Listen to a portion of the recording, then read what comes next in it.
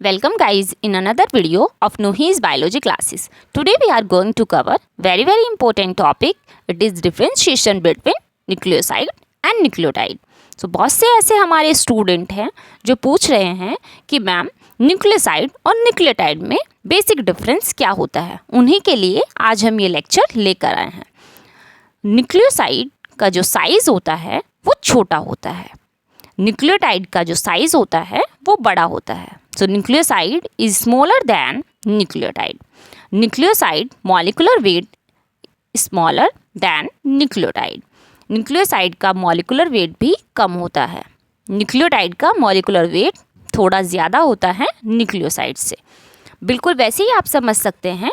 आप दो सिक्के लीजिए, एक सिक्का आप ₹1 का लीजिए और दूसरा सिक्का आप ₹10 का लीजिए और दोनों को अपने हैंड में रखिए, तो आपको क्या फील होगा।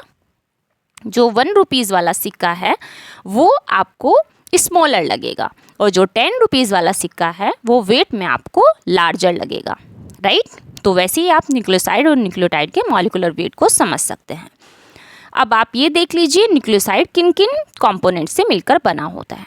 It is a combination of nitrogenous base and sugar. Nucleoside में दो कंपोनेंट होते हैं। पहला कंपोनेंट होता है नाइट्रोजनस बेस और दूसरा कंपोनेंट होता है पेंटोज शुगर। न्यूक्लियोटाइड में 3 कंपोनेंट्स होते हैं। पहला कंपोनेंट होता है नाइट्रोजनस बेस, दूसरा कंपोनेंट होता है पेंटोज शुगर और तीसरा कंपोनेंट होता है फॉस्फोरिक एसिड। तो यहाँ से आपको ये भी समझ आया होगा क्योंकि न्यूक्लियोटाइड में 3 कंपोनेंट्स होते हैं तो इसका मॉलिकुलर वेट इसलिए ज़्यादा है। न्यूक्लियोसाइड में 2 कंपोनेंट होते हैं इसलिए इसका मॉलिकुलर वेट कम होता है। अब आप इसके कुछ एग्जाम्पल समझ लीजिए। न्यूक्लियोसाइड के एग्जाम्पल आप देख सकते हैं। पहला example adenosine. Adenosine adenine plus pentose sugar से मिलकर बना होता है, इसलिए हम इसको एडिनोसाइन कहते हैं। कैसे बनेगा? जब एडेनिन की स्ट्रक्चर पेंटोज शुगर से जुड़ जाएगी तो उसको हम एडिनोसाइन कहेंगे। दूसरा एग्जाम्पल आप देख लीजिए गुआनोसाइन। गुआनिन जब पेंटोज शुगर से अटैच होगी तो उस समय हम उसको गुआनोसाइन कहेंगे, जो कि एग्जाम्पल होगा न्यूक्लियोसाइड का। तीसरा आप देख लीजिए साइटिडीन। साइटिडीन क्यों कह रहे हैं? क्योंकि साइटोसिन जब पेंटोज शुगर से अटैच होगा तो उस समय हम उसको साइटोसिन नहीं बल्कि साइटिडाइन कहेंगे।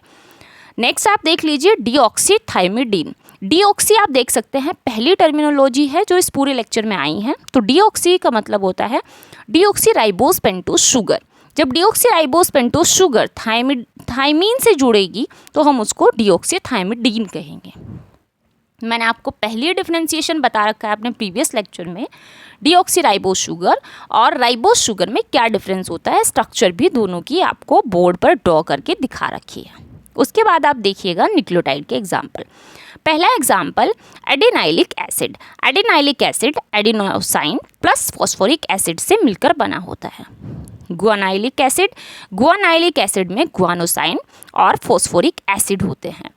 Cytidylic acid. साइटिडाइलिक एसिड में साइटिडीन होता है और फॉस्फोरिक एसिड होता है। यूरिडाइलिक एसिड। यूरिडाइलिक एसिड में यूरिडाइन होता है। यूरिडाइन मतलब जो यूरेसिल होता है, जब यूरेसिल पेंटोज शुगर से जुड़ेगा तो हम उसको यूरिडाइन कहेंगे और उसमें जब फॉस्फोरिक एसिड जुड़ा होगा तो हम उसको यूरिडाइलिक एसिड कहेंगे। अब आप दोनों की बेसिक स्ट्रक्चर देख सकते हैं। न्यूक्लियोसाइड की स्ट्रक्चर में एक साइड आपको दिखाई दे रहा होगा, फर्स्ट कार्बन पे बेस लिखा हुआ है और बाकी और कोई स्ट्रक्चर आपको यहाँ नहीं दिखाई दे रही है। आपको बेस दिखाई दे रहा है और पेंटोज शुगर, यानी 2 कंपोनेंट्स आपको दिखाई दे रहे हैं। दूसरे स्ट्रक्चर में आप देख सकते हैं न्यूक्लियोटाइड में आपको फॉस्फोरिक एसिड भी दिखाई दे रहा है क्योंकि फॉस्फोरिक एसिड 5th कार्बन से अटैच है और कार्बन फर्स्ट से अटैच है नाइट्रोजनस बेस, इसलिए हम इसको न्यूक्लियोटाइड तो कहते ही कहते हैं लेकिन डीएनए की यूनिट भी कहते हैं। तो nucleotide is a whole unit of DNA. Nucleoside is a small unit of DNA. Nucleoside भी डीएनए की ही यूनिट होती है लेकिन ये स्मॉल यूनिट होती है। न्यूक्लियोसाइड स्टेबल नहीं होता है, एक्टिव होता है क्योंकि अभी इसके 5th कार्बन को फॉस्फोरिक एसिड से अटैच होना होता है, इसलिए ये एक्टिव होता है। तो हम इसको कंप्लीट यूनिट नहीं कह सकते हैं और हम इसको स्टेबल मॉलिक्यूल भी नहीं कह सकते हैं, क्योंकि ये एक्टिव मॉलिक्यूल होता है और एक्टिव मॉलिक्यूल रिएक्टिविटी में पार्टिसिपेट करते हैं। तो जैसे ही ये फॉस्फोरिक एसिड से कंबाइन होगा, न्यूक्लियोटाइड में कन्वर्ट हो जाएगा और न्यूक्लियोटाइड जैसे ही कन्वर्ट होगा, न्यूक्लियोटाइड आपस में मिलकर पॉलीन्यूक्लियोटाइड की स्ट्रक्चर बनाएंगे, जिसको हम डीएनए का एक स्ट्रैंड बोल सकते हैं। तो ये दोनों ही जो स्ट्रक्चर हैं, ये डीएनए की ही स्ट्रक्चर है। आपको इतना समझ आना चाहिए। Thank you.